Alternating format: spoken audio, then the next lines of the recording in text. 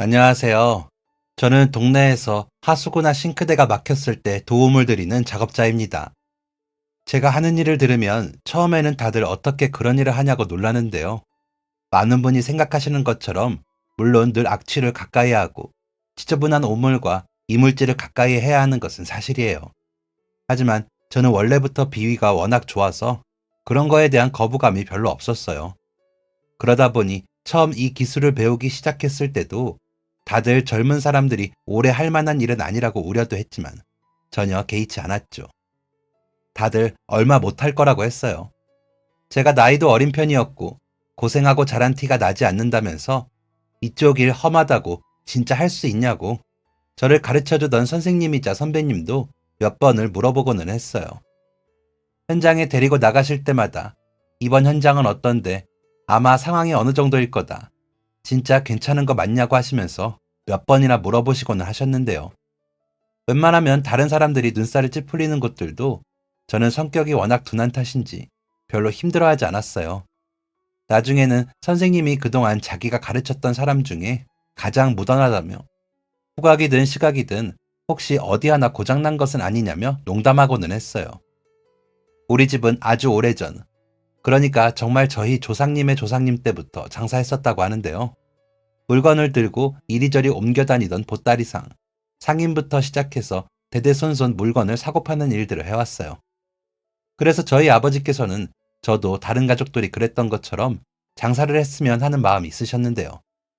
아버지가 하는 사업을 물려받기를 원하셨지만 아쉽게도 제가 고등학생쯤 하시던 사업이 잘 되지 않아 접어야 했기에 물려받을 것이 없었죠. 그리고 아버지께서 물려주신다고 했어도 저는 아마 하지 않았을 거예요. 물건을 사고 팔거나 장사를 하는 수완은 전혀 없었거든요. 그러다 보니 어릴 때부터 가게에 데리고 가 늘 뭐라도 하나 알려주려고 하셨지만 관심이 없던 저는 진작에 장사하겠다는 생각은 접었었어요. 그리고 고등학교를 졸업하자마자 배우기 시작했던 것이 바로 하수구 기술이었는데요. 그러면 왜 하필 하수구일까 하는 궁금증이 있으실 것 같아요. 물론 제가 비위가 워낙 좋으니까 이런 장점을 살릴 수 있겠다 싶어 시작한 것도 있는데요. 그 외에도 저에게는 하나의 계기가 있었어요. 아마도 중학생쯤이었을 거예요. 중학생이었는지 초등학교를 막 졸업했을 때였는지 정확하게 기억나진 않네요. 엄청나게 무더운 여름이었는데요. 아버지가 운영하시던 사업장 중 한 곳에서 갑작스럽게 화장실의 물이 제대로 내려가지 않고 하수구가 역류하는 일이 있었어요. 화장실의 바닥에 물이 찰랑거릴 정도로 문제가 엄청 심각했는데 다들 나름대로 해결해보겠다고 들어갔다가 실패하고 나왔죠. 저희 아버지를 포함해서 일하던 대부분의 남자 직원들이 가슴을 한껏 부풀려서 에이, 뭘 이런 걸 가지고 제가 한번 해볼게요. 라며 큰 소리를 탕탕 치면서 들어갔다가 다들 땀만 뻘뻘 흘리고는 고개를 저으면서 나오더라고요. 방학이라 학교에 가지 않고 아버지의 사업장에 놀러와 있던 저는 그 모습을 보고 큰 공사라도 해야 하는 거 아닐까 하는 생각을 하고 있었는데요. 이렇게 많은 사람이 손을 써봤지만 해결되지 않았다면 아마도 이건 화장실을 다 부수고 새로 만들거나 해야 하는 게 아닐까 하는 생각이 들더라고요. 결국 해결이 되지 않아 어떤 전화번호로 도움을 청하게 되었는데요. 하수구 막힘, 싱크대 라는 글씨가 크게 쓰여 있는 스티커를 보고 연락하더라고요. 그러자 한 30분, 1시간 정도가 지나서 아저씨 한 분이 오셨는데요. 어두운 색 작업복을 입고 가방에 이런저런 짐들을 챙겨 너무 크지 않은 트럭을 운전해서 오셨더라고요. 그리고 무슨 문제인지, 어디가 문제인지 물어보시더니 잠시 살펴보겠다며 화장실로 들어가셨어요. 한참을 이리저리 둘러보시던 그분은 변기 아래쪽의 배수관 안쪽에 문제가 발생한 것 같다고 하셨죠. 그리고 배관 안쪽을 더 살펴봐야겠다며 트럭에서 장비를 가지고 오셨어요. 변기를 번쩍 들어올리자 그 안으로 좁은 구멍이 있더라고요. 그리고 기기를 사용해서 안쪽을 살펴보시더니 잠시 후에 안쪽으로 석회가 쌓여서 생긴 문제로 보인다며 이것만 제거하면 예전처럼 다시 잘 될 거라고 하셨어요. 워낙 더운 여름날이다 보니 저희가 실내에 에어컨을 틀어두었지만 화장실을 살펴보면서 땀을 주르륵 흘리시더라고요. 그런데 불쾌한 표정도 싫은 소리도 한번 하지 않고 냄새나는 화장실을 들어가 거침없이 작업을 하시는 모습이 어린 제 눈에는 굉장히 멋있었어요. 그리고 다시 장비를 가지고 들어가서 한참 배관 안쪽에 석회를 없애기 위해 작업을 하셨는데요. 이마에서 땀이 뚝뚝 떨어지고 화장실 하수구에서는 구리구리한 냄새가 났는데도 작업만 열심히 하시더라고요. 그동안 불편했던 부분을 고쳐주셔서 그런지, 아니면 많은 어른들이 들어갔다가 실패한 일을 해결해 주셔서 그런지 그분의 주변으로 반짝반짝 빛이 나 보이면서 정말 멋지다, 너무 멋있다, 나도 저런 사람이 되고 싶다 라는 생각이 들었어요. 그래서 그 뒤로 사람들에게는 말하지 않았지만 마음속으로 제 꿈이 되었어요. 의사, 판사, 검사, 변호사 등 사람들이 존경하고 대단하다고 하는 직업들이 있죠. 사자 들어가는 직업이라고 많은 분들이 이름만 들어도 대단하다고 감탄하고 부모님들도 우리 아이가 그런 직업을 가졌으면 좋겠다고 바라고는 하시죠. 모든 분이 그러신 것은 아니지만 이 일을 하면서 만나는 분 중 아유, 왜 젊은 사람이 이런 일을 해요? 다른 더 좋은 일들도 많은데 아직 젊으니까 지금이라도 공부를 하든가 해서 다른 일 해요. 라고 이야기하시는 분들이 있어요. 아마도 더울 때 추울 때 고생하고 매일 다른 사람들의 오물이나 화장실, 싱크대를 들여다봐야 하니까 걱정해서 이야기해 주시는 경우가 많을 텐데요. 그럴 때마다 그냥 웃어 넘기기도 하고 저희도 다 자격증 따고 많이 공부해서 하는 일이라고 이야기할 때도 있어요. 그리고 가끔은 어릴 때부터 제 꿈이었기에 하게 되었다고 사실 저는 꿈을 이룬 거라고 이야기하기도 하는데요. 그 대답을 듣고 오히려 더 안타깝게 보시는 분들도 있더라고요. 제 꿈은 정해져 있다 보니 저는 딱히 대학에 진학할 생각도 없었는데요. 그래서 고등학교를 졸업하자마자 일을 배우기 시작했어요. 그리고 어차피 제가 고등학교를 졸업할 때쯤에는 우리 집이 꽤 어려워진 상태였기 때문에 대학을 가야겠다고 생각하더라도 등록금을 버느라 바로 가지 못하거나 대출을 많이 냈어야 할 거예요. 그나마 우리 집에 빚은 크게 없었기 때문에 일을 시작하고 얼마 후부터는 제 앞으로 돈을 모을 수 있었는데요. 다른 친구들은 대학에 가거나 무엇인가를 배울 시기에 저는 일을 시작해서 그런지 또래 친구들과 비교하면 꽤 많은 돈을 빠르게 모을 수 있었어요. 사회생활을 일찍 시작해서 그런지 수입이 안정되고 나니 다음 단계로 나아가고 싶어서인지 아니면 고등학교 때 가족들을 잃고 나서 외로워서 그런지 저는 또래 친구들보다 결혼도 꽤 빠르게 하게 되었어요. 우리 고등학교 동창들 사이에서는 처음으로 결혼해서 축의금도 선물도 축하도 아주 두둑하게 받았죠. 아내는 일하면서 알게 된 사람인데요. 어느 날 싱크대가 막혔다고 해서 뚫으러 갔는데 겉으로는 깔끔해 보이던 원룸이 속 안의 배관은 아주 엉망진창이더라고요. 혼자 사는 건 처음인데다 이런 부분은 잘 몰라서 집 볼 때도 여기까지 볼 생각은 못했다고 하는데 그 상태로 계속 사용하면 이런 식으로 또 몇 번이나 싱크대가 막히고 역류해서 불편해질 것이 뻔했어요. 그러다 보면 저야 주기적으로 수입이 생기니 좋겠지만 그분 입장에서는 계속 돈이 들게 되잖아요. 이제 막 사회생활 시작했으면 한 푼이라도 아낄 수 있는 게 좋을 텐데 제 수입 걱정보다 이런 불편을 겪으실 그분의 상황에 마음이 좋지 않더라고요. 그래서 그냥 이건 제가 집들이 선물 겸 해드리겠다고 싱크대 아래쪽에 오래된 배관 부분을 공짜로 갈아드렸어요. 그리고 더 오래 잘 관리할 수 있는 방법들도 이것저것 알려드렸죠. 그런데 그 후로 그분이 종종 연락하시더라고요. 그날 작업이 끝나고 나서 오늘 너무 감사하다고 메시지를 하시더니 그 후에도 종종 오늘은 날씨가 좋다거나 비가 오니 우산을 챙기라거나 하는 연락을 보내고는 했어요. 그렇게 일주일에 한 번 정도 연락이 왔던 게 2달 정도 되었을 무렵이었는데 그분이 혹시 여자친구 있으시냐고 대뜸 물어보시더라고요. 깜짝 놀라 저는 그제야 그동안 나에게 이성적으로 관심이 있으셔서 연락을 하셨던 거구나 하고 알게 되었어요. 그동안 제가 너무 눈치 없게 굴어서 답답하셨겠다는 생각이 들자 조금 미안한 마음이 생기더라고요. 저 역시 그분이 영 싫은 마음은 아니었기에 밥이라도 같이 먹자고 권유했어요. 그리고 저희는 동네에서 만나 밥도 먹고 그 후로 데이트를 몇 번 신청하면서 함께 시간을 보냈는데요. 어릴 때 부모님이 돌아가셔서 친척집에서 자랐다고 하더라고요. 엄청 시골에서 자라고 일도 하다가 어느 순간 도시에서 생활해보고 싶다는 생각이 들었고 마침 친척집도 이사를 앞두고 있어 이 기회에 독립하는 게 좋겠다 싶어 새로운 동네로 자취를 시작했다고 했어요.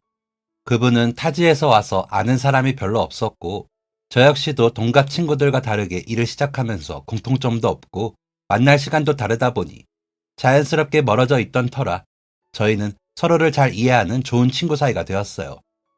그 친구는 미용 기술을 배워서 동네의 한 헤어샵에서 일을 했고, 종종 제 머리를 직접 손질해주겠다며 커트나 염색, 파마를 해주기도 했죠.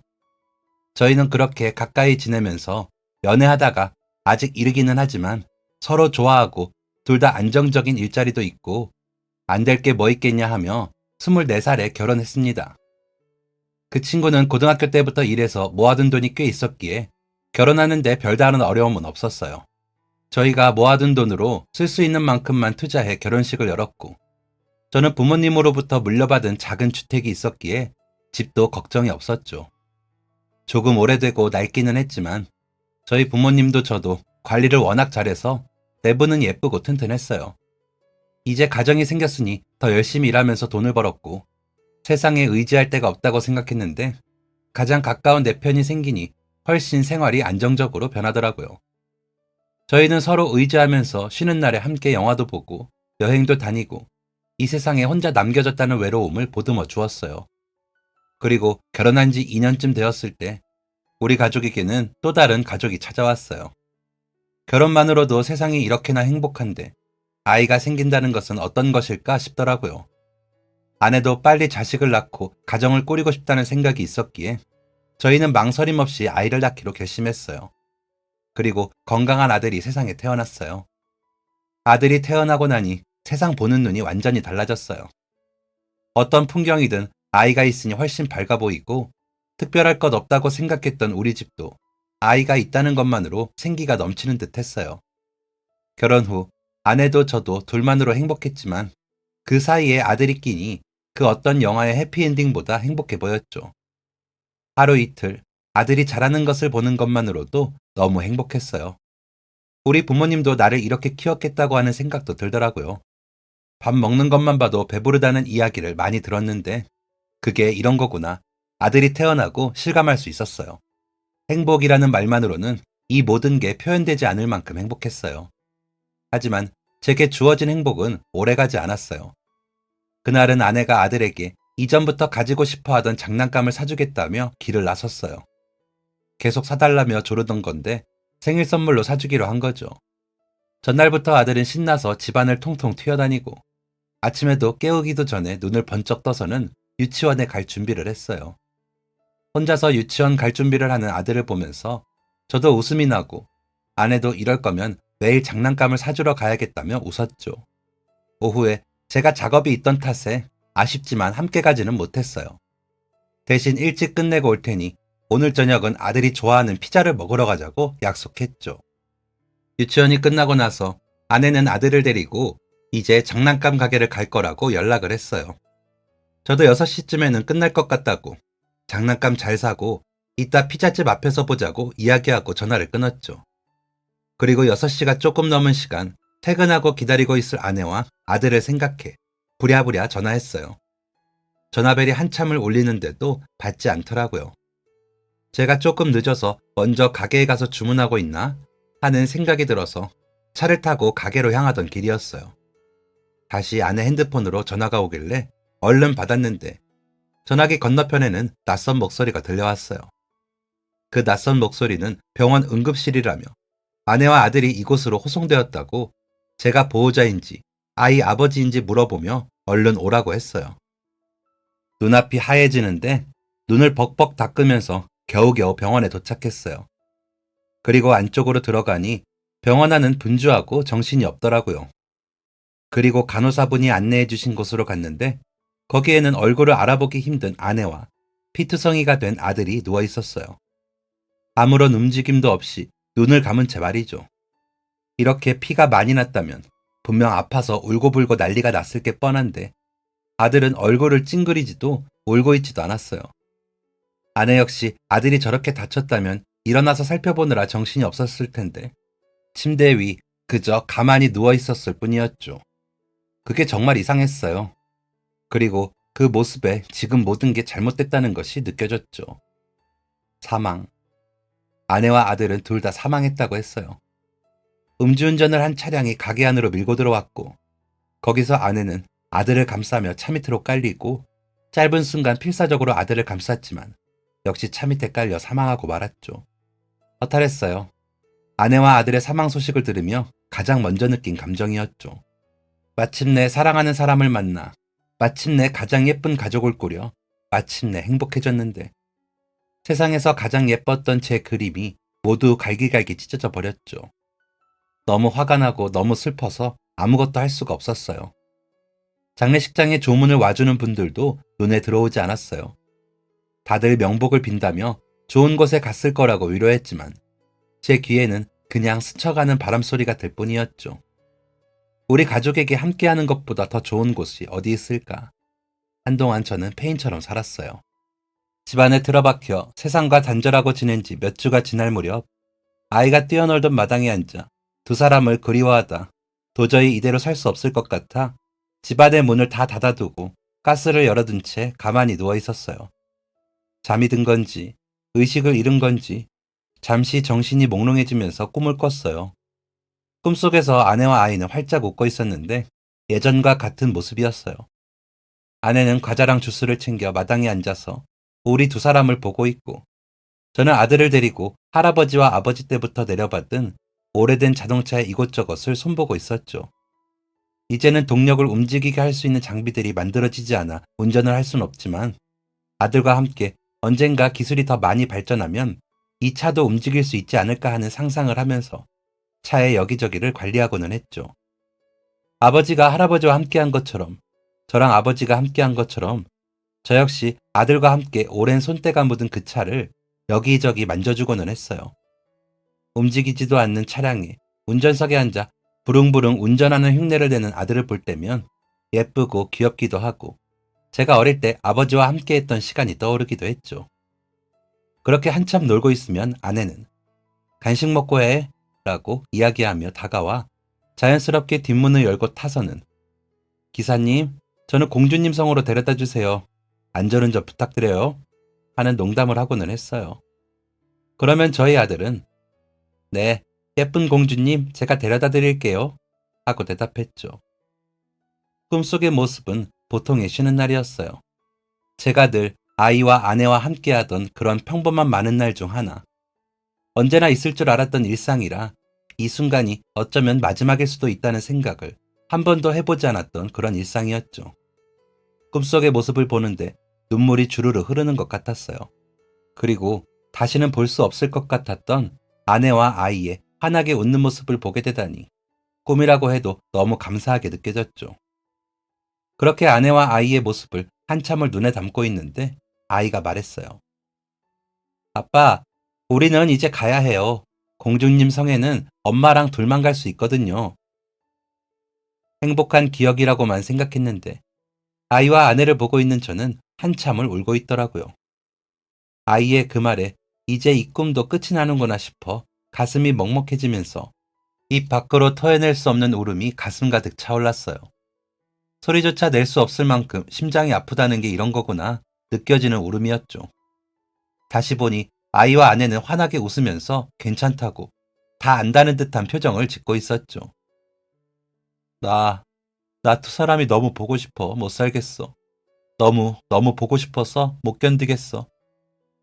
어린아이처럼 그 자리에서 엉엉 울어버리자 두 사람 모두 다 안다는 듯 미소를 지었어요. 그리고 뒷자리에 앉아있던 아내는 제 손을 잡아주면서 말없이 미소를 지었죠. 아무 말도 하지 않았지만 아내가 어떤 의미로 제 손을 잡아주었는지 알 것 같았어요. 괜찮아 여보. 괜찮아. 다 괜찮아질 거야. 제가 힘들 때면 늘 아내가 저에게 해주던 말이었거든요. 이제 정말 이 꿈이 끝나간다는 게 느껴졌어요. 이 순간을 놓치고 싶지 않았지만 두 사람 모두 제가 빨리 꿈에서 깨어나기를 바라는 것 같았어요. 어쩌면 마지막일지 모를 이 순간을 어떻게 끝내야 할지 몰라 저는 초조해졌어요. 이대로 그냥 꿈속에만 살고 싶은데 아내와 아이는 계속 저에게 꿈에서 깨어나라고 등을 떠미는 것 같았죠. 그리고 마지막으로 아들이 말했어요. 아빠, 나중에 기술이 엄청 발전하면 이렇게 오래된 자동차도 다시 힘차게 달릴 수 있겠죠?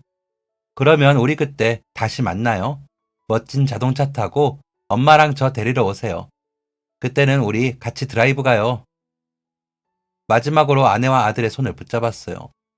그리고 모든 게 다 하얗게 번지더니 정신이 들었죠. 감았던 눈을 슬그머니 떴더니 집안에는 어느새 저녁이 내려앉았어요. 매캐한 냄새가 온 집안에 퍼졌고 저는 얼른 일어나 가스를 잠그고 집안의 창문과 현관문을 활짝 열었어요. 그랬더니 현관문으로 작은 나비 2마리가 들어왔어요. 한참을 집안을 돌아다니더니 다시 밖으로 나갔는데 우스운 소리일지 모르지만 왠지 아내와 아이가 마지막으로 제가 잘 살아있는지 확인하려고 그리고 마지막 인사를 전하려고 온 것 같다는 느낌이 들더라고요. 간절하게 2사람을 따라가고 싶었는데 2사람은 제가 아직 올 때가 아니라고 생각했나 봐요. 저 혼자 살아남은 것만으로도 너무 미안하고 괴로운데 이렇게 이기적인 남편이 아빠가 그래도 더 살아가기를 바랬나 봐요. 그리고 저는 몸과 마음을 추슬러 다시 일상으로 돌아갔어요. 집안을 정리하고 무성하게 자란 마당도 다듬고 다시 일도 시작했죠. 그리고 한동안 방치해두었던 자동차도 다시 정비했어요. 사람들이 올드카라고 부르는 오래된 제 자동차는 사람의 손길이 조금만 닿지 않아도 금세 티가 나거든요. 내부 부품에 이상이 없는지 확인해주고 겉면과 안쪽도 깨끗하게 관리를 해주어야 했어요. 그리고 혼자서 차량을 정비하고 있으니 또다시 예전에 아들과 함께 이 차를 정비했던 기억이 떠올랐어요. 그리고 어릴 때 아버지와 함께 차를 정비했던 일들도 떠올랐죠. 굴러가지 않아 운전도 할 수 없는 차량이었지만 이 차에는 저와 가족들의 많은 추억이 담겨 있었어요. 차량에 필요한 부품을 구하기 위해서는 꽤 발품을 팔아야 하는데 다행히 저는 오래전부터 거래를 하던 곳이 있어서 필요한 부품을 요청해두면 연락을 주고는 했어요. 워낙 오래전부터 믿고 거래하던 곳이라 택배로 부품을 보내주고는 하셨죠. 그날도 오랜만에 제가 찾던 부품이 있다고 해서 택배로 언제 발송해줄지 물어보기 위해 연락을 하셨는데 몇 달간 집과 일만 반복하던 저는 오랜만에 외출해야겠다는 생각이 들었어요. 그래서 집에서 차로 30분 정도 거리인 곳까지 직접 부품을 가지러 가기로 했죠. 부품을 가지러 간 김에 사장님과 이런저런 이야기를 나누는데 한 손님분이 들어오셨어요. 사장님께서 무척이나 반가워하며 이야기를 나누더라고요. 어쩌다 보니 저도 인사를 하고 함께 이야기를 나누게 되었는데 그분은 취미로 올드카를 모은다고 하셨어요. 취미로 시작한 일이었는데 예쁘고 비싸고 관리가 잘 된 차들을 모으다 보니 여기저기서 구경하고 싶다고 연락이 오거나 영화나 드라마, 잡지 같은 촬영에 혹시 소품으로 활용할 수 있는지 문의가 이어졌다고 하더라고요. 그래서 자기가 가지고 있던 주택을 개조해서 카페 겸 자동차를 전시해 사람들이 구경할 수 있게 만들고 또 귀한 자동차들은 차고에 모아두고 영화나 드라마 촬영에 필요하다고 하면 비싸게 대여를 해주기도 한다고 하셨어요. 특히 외제차의 경우 예전에 한국에 들어온 수량도 많지 않고 지금까지 관리를 잘하고 있는 차를 찾기가 쉽지 않다 보니 더 돈이 많이 든다고 하더라고요. 이야기를 나누다가 제가 가지고 있는 차를 듣고 사진을 보시더니 눈이 반짝거렸어요. 그러면서 혹시 이 차량 자신에게 팔면 안 되겠냐며 비싼 값을 쳐주겠다고 하시더라고요. 그분 말로는 올드카는 소유하고 있던 사람이 적으면 적을수록 돈이 되는데 특히나 이렇게 거의 한 사람이 쭉 가진 경우라면 더욱 많은 돈이 된다고 했어요. 그리고 꽤 차량 쪽에서도 수요가 많은 차량이라 자신에게 팔면 유용하게 활용할 수 있을 것 같다며 팔라고 부탁하셨죠. 하지만 이 차량은 돈과 상관없이 저에게는 소중한 추억들이 담긴 차량이었어요. 특히나 죽은 아들과 함께하던 추억이 담긴 물품이라 아무리 많은 돈을 주더라도 팔 생각이 없었죠. 저는 그래서 사정을 이야기하고 정중하게 거절했어요. 이 차량에는 돌아가신 저희 아버지와의 기억뿐만이 아닌 세상을 떠난 제 아들과 아내와의 추억이 담긴 물품이기도 하기 때문에 판매는 어려울 것 같다고 말이죠. 그분은 이야기를 듣더니 알겠다고 하시면서 혹시나 생각이 바뀌면 언제든 연락을 주라며 명함을 주셨어요. 그리고 부품을 챙겨 집으로 돌아가던 길이었는데 횡단보도로 웬 남자아이가 툭 튀어나왔어요. 저는 깜짝 놀라 차를 멈춰 세우고 내렸는데 순간적으로 저는 제 아들이 서 있는 줄 알았어요. 저희 아이랑 나이도 비슷한 듯하고 키나 체형도 비슷하고 옷차림이나 이미지가 뭔가 비슷했거든요. 깜짝 놀랐지만 다시 정신을 차리고 보니 다른 아이였어요. 저는 다가가서 괜찮냐고, 횡단보도에서는 갑자기 뛰어나오면 위험하다고 아이에게 이야기해 주었어요. 알고 보니 아이는 고양이가 갑자기 횡단보도로 뛰어가는 바람에 도와주려고 했다고 하더라고요. 보니까 차 앞쪽에 새끼 고양이가 무서웠는지 몸을 바들바들 떨면서 웅크리고 있었어요. 아이의 고양인지 물어보니 그냥 놀이터 근처에 사는 고양이라고 하더라고요. 자기 고양이도 아닌데 목숨이 위험할까봐 도로에 뛰어들다니 아이의 마음이 너무 곱다는 생각이 들었어요. 저는 고양이를 다시 아이의 품에 안겨주고 차를 근처에 주차했어요. 그리고 편의점에서 고양이 밥을 사서 다시 놀이터로 돌아왔죠. 아이와 함께 고양이가 어디 아프지는 않은지 살펴보면서 밥을 챙겨주었어요. 사료를 잘 먹는 모습을 보더니 아이는 신나서 어쩔 줄 몰라 하더라고요. 자기도 늘 간식이나 밥을 챙겨주고 싶었지만 돈이 없어서 한 번밖에 사준 적이 없다고 했어요. 알고 보니 그 고양이는 엄마가 얼마 전 차에 치여 세상을 떠나면서 혼자 남겨졌다고 하더라고요. 사람들이 마련해준 놀이터 근처의 작은 집에서 엄마 고양이와 살고 있었는데 혼자 집에 남겨진 이후로 몇 날 며칠을 엄마를 찾는지 울었다고 했어요. 아이는 그 모습이 너무 안타까워서 자꾸만 고양이에게 마음이 갔다고 하더라고요. 그 이야기를 듣고 나니 이 작은 아이가 어떻게 이렇게 마음이 고울까 싶었어요. 속이 깊은 아이구나 싶은 생각도 들고 저희 아들이랑 닮아 보여서 더 마음이 쓰이는 것 같았어요. 그래서 저는 앞으로도 아저씨가 종종 고양이 밥을 챙겨줄 테니 같이 놀이터에서 밥 먹이는 걸 도와줄 수 있냐고 물어봤어요. 아이는 잠시 망설이더니 자기는 유치원 끝나면 엄마가 일 끝나는 걸 기다리면서 놀이터에서 논다고 하더라고요. 저는 그럼 내일 또 오겠다고 인사를 하고 아이와 헤어졌어요.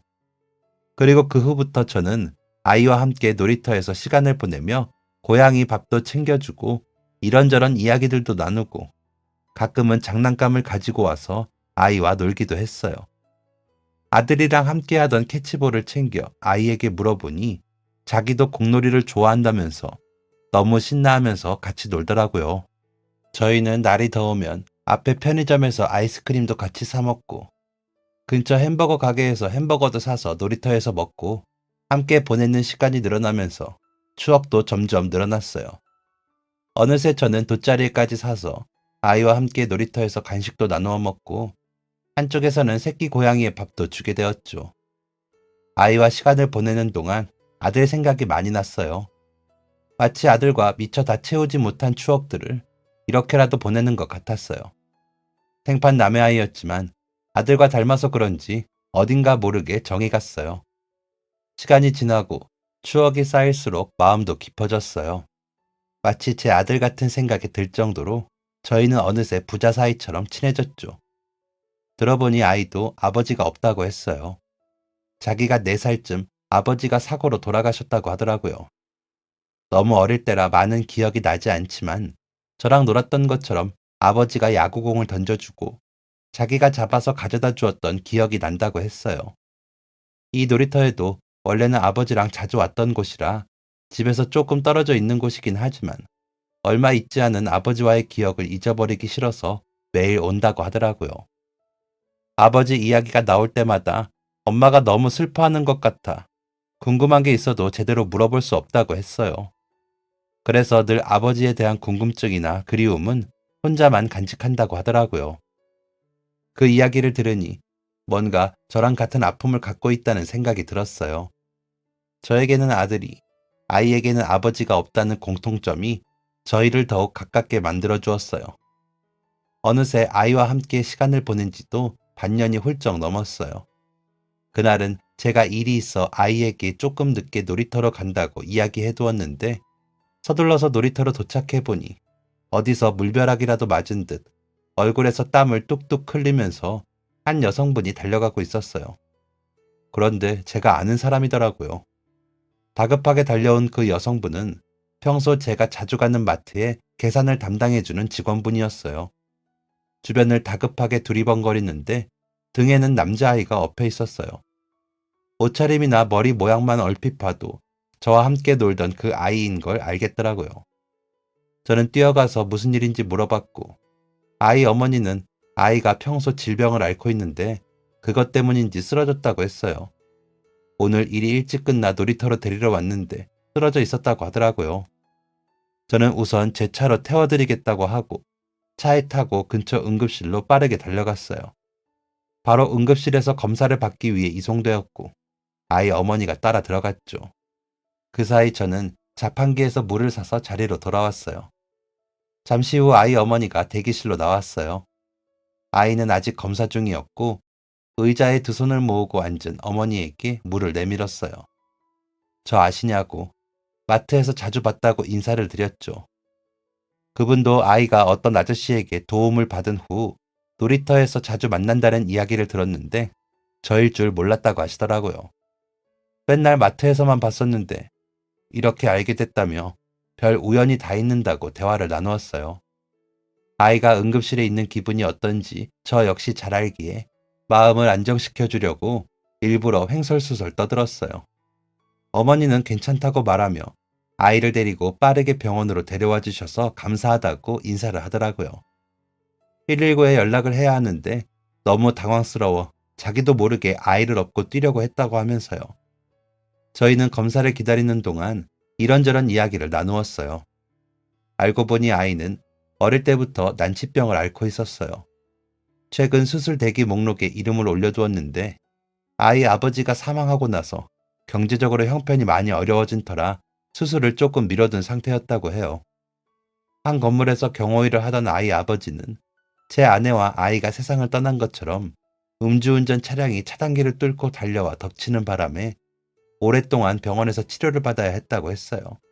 운전자는 가족도 없고 가진 것도 없어 이렇다 할 보상도 받지 못했고 경호일을 하던 업체 측에서는 오히려 기물이 파손되어서 자기들이 손해라며 그런 문제를 해결하라고 고용한 건데 보상을 해줄 수 없다고 했다는군요. 병원에서 몇 차례나 수술받으면서 그렇게라도 깨어나기를 바랐지만 몇 달간 수술과 치료, 입원만 계속하다 결국 세상을 떠났다고 해요.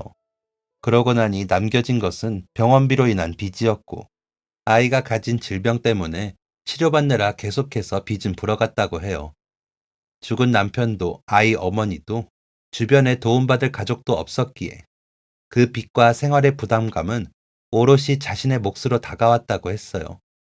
하지만 너무나 사랑했던 남편과 함께 낳은 소중한 아이였기에 포기할 수는 없었어요.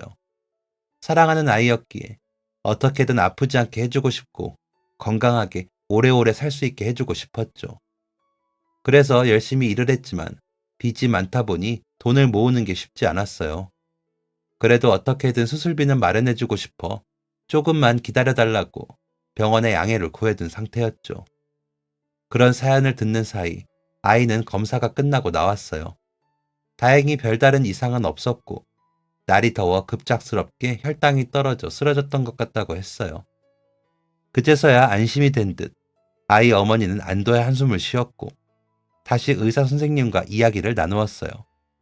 수술, 병원비 등의 이야기가 들리는 것을 보니 언제 수술받을지에 대해 이야기를 나누는 것 같았죠. 저는 조용히 아이가 오늘 받은 검사비와 진료비를 결제했어요. 그리고 아이에게 다가가 괜찮은지 물어보았죠. 아이는 아프지 않은데 병원에 왔다면서 쑥스러운지 머리를 긁적거리더라고요. 그 모습까지 영락없는 제 아들 같아서 아들이 생각났어요. 잠시 후 어머니는 다가오더니 혹시 병원비를 결제했냐고 물어봤어요. 저는 그냥 또래의 아들이 있어서 생각나는 마음에 결제했다고 부담 갖지 말라고 이야기를 드렸죠. 나중에 기회되면 커피라도 한 잔 사달라고 말하고 혹시나 병원비를 취소하라고 하실까봐 급하게 아이에게 내일 보자고 인사를 하고 병원을 빠져나갔어요. 그리고 나가는 길, 혹시 아이가 수술 받으려면 수술비와 병원비가 대략 어느 정도 되는지 간호사분께 여쭤봤는데 생각보다 어마어마한 비용이더라고요. 아무래도 난치병이라 많이 하는 수술도 아닌데다가 수술 후에도 입원을 한동안 해야 하기 때문에 만만치 않은 비용이었어요. 간호사분이 사실 지금 수술을 빨리 해야 한다고 미루면 미룰수록 다른 신체 기능에까지 영향을 줘서 후유증이나 합병증이 심해질 수 있다고 하더군요. 집으로 돌아가 곰곰이 생각을 해보며 통장에 남은 잔액을 살펴봤어요. 제가 가진 금액이 조금 모자라더라고요. 이대로 두면 아이가 위험할 수 있지 않을까 생각이 들면서 혹시나 제 아들처럼 세상을 떠날까 두려운 마음이 덜컥 들었어요. 그동안 아이와 함께하면서 정도 많이 들고 아들 생각까지 겹치니 마음이 초조해지기 시작하면서 어떻게 돈을 마련해야 할까 고민이 됐죠. 그러다 문득 마당 옆에 올드카가 눈에 들어왔어요. 그리고 이전에 만났던 분이 제시했던 가격이 떠올랐죠. 그 돈까지 모으면 수술비도 입원비도 충분히 감당할 수 있을 것 같더라고요. 많은 추억이 들어있던 차라 잠시 고민이 되었어요.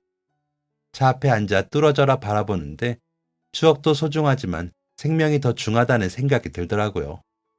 그리고 만약 아내와 아들에게 물어봐도 당연히 차를 팔아 도와줄 수 있으면 도와야 된다고 말할 것 같았어요. 전 마지막으로 차를 살펴보면서 추억을 떠올린 후 그분에게 연락했어요. 제가 차를 판다는 이야기에 너무 반가워하시면서 사람을 불러서 내일 바로 찾으러 오시겠다고 하더라고요. 그리고 다음날 오전 차를 가지고 갈 수 있는 장비와 함께 그분이 찾아왔어요. 다시 한번 차를 꼼꼼하게 살펴보시더니 자기가 봤던 올드카 중에 손에 꼽을 정도로 관리가 잘 되어 있다면서 감탄하시더라고요. 이렇게까지 잘 관리하기 쉽지 않은데 정말 대단하시다면서 지난번 부른 비용보다 넉넉히 쳐주겠다고 하셨어요. 그 자리에서 큰돈을 바로 이체해 주시고 차를 가지고 떠나셨어요. 마지막까지 차의 뒷모습을 보면서 눈에 밟혔지만 이걸로 한 아이를 살릴 수 있다는 생각이 드니 그래도 마음 편히 보낼 수 있었죠. 그리고 다음날 저는 아이가 수술하기로 한 병원에 연락했어요. 아이 수술비를 지원하고 싶다고 말씀드렸는데 그날 저녁 아이 어머니로부터 전화가 왔더라고요. 아이한테 핸드폰 번호를 물어봐서 연락했다면서 혹시 수술비를 내주겠다는 분이 저인지 물어봤어요. 어떻게 아셨냐고 물으니 그날 병원비도 내주셨길래 혹시나 하는 마음에 연락했다고 하시더라고요. 그러시더니 이렇게 큰 돈을 그냥 받을 수는 없다고. 아이 수술이 아무리 급해도 생판 남에게 그런 폐를 끼칠 수는 없다면서 마음은 감사하지만 후원은 없던 일로 해달라고 하셨어요.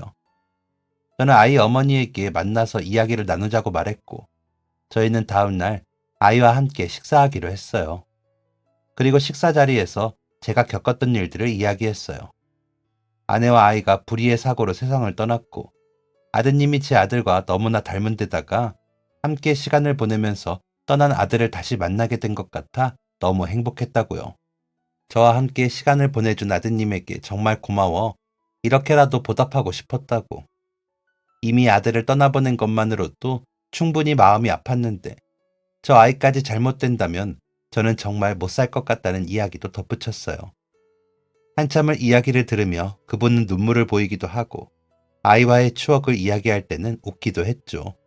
결국 수술비를 받기로 하고 그 돈은 앞으로 천천히 갚아나가기로 했어요. 몇 년이 되던 자신이 무조건 갚겠다면서 각서라도 쓰자고 하시더라고요. 그 말에 웃음이 나서 그만 웃어버렸어요. 그래서 저는 아내도 없고 아이도 없어 그렇게 큰 돈 급하지 않다고 각서까지 필요 없다고 이야기했죠. 식사를 마치고 저희는 아이를 데리고 주변 공원을 산책했어요. 보기에는 이렇게 건강해 보이는데 그런 희소질환을 가지고 있다니 보고 있으니 마음이 아프더라고요. 그리고 다음날 바로 수술 일정을 잡았어요. 그렇게 수술날을 기다리며 병원을 입원해 있는데 갑자기 전화 한 통이 왔어요. 제가 자동차를 팔았던 분이었는데 도저히 궁금해서 안 되겠다며 무척이나 소중한 차라고 들었는데 왜 팔게 되셨냐고 물어보시더라고요. 저는 그동안 한 아이를 우연히 만났던 일과 그 아이가 아주 아파 수술비가 필요하다고 이야기해드렸어요. 가지고 있는 돈이 부족해서 팔게 되었다고 답을 하니 그분은 잠깐 생각에 잠기신 듯 했어요. 그러더니 알겠다고 말하고는 무슨 병원인지 아이 이름은 무엇인지 물어보더라고요. 나중에 과일이라도 보내주고 싶다면서요. 아이의 짠한 사연을 들으니 마음이 안 좋아서 그러신가 보다 싶어 병원과 이름, 호시를 알려드리고 전화를 끊었어요.